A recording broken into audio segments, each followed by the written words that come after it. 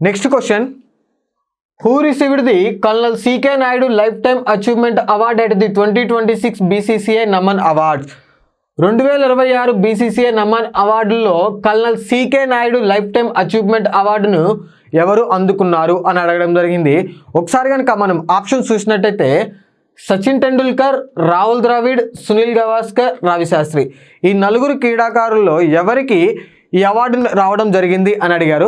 ఈ అవార్డుని option below ఉన్నటువంటి రాహుల్ ద్రావిడ్, ఎవరైతే భారత మాజీ క్రికెటర్ మరియు భారత జట్టుకి మాజీ కోచ్గా వివరించినటువంటి రాహుల్ ద్రావిడ్కి ఈ యొక్క అవార్డుని ప్రదానం చేయడం జరిగింది. ఆయనతో పాటుగా ఎవరైతే 1983 వరల్డ్ కప్ గెలిచినటువంటి జట్టులో ఆటగారు ఎవరైతే ఉన్నారో ఆయన రోజర్ బిన్నీ, ఆయనకి కూడా ఈ యొక్క అవార్డుని ఏదైతే colonel CK Nayudu lifetime achievement అవార్డుని ప్రదానం చేయడం జరిగింది.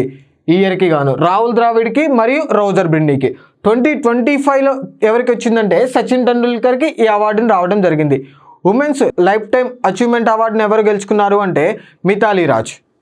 Coming to the best international cricketer అవార్డుని ఎవరు గెలుచుకున్నారు అంటే పాలి ఉగ్రిమ్ అనేటువంటి పేరుతో ఈ అవార్డును ప్రదానం చేయడం జరుగుతుంది.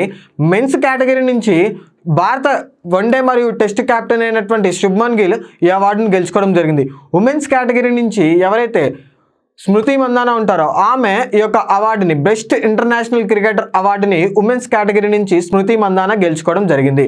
Coming to the best international debuts ఎవరైతే ఉన్నారో ఈ యొక్క అవార్డ్స్ని మెన్స్ కేటగిరీ నుంచి హర్షిత్ రాణా, ఉమెన్స్ కేటగిరీ నుంచి ఎన్ శ్రీచరణి గెలుచుకోవడం జరిగింది. ఈ యొక్క క్వశ్చన్కి కరెక్ట్ ఆన్సర్ రాహుల్ ద్రావిడ్.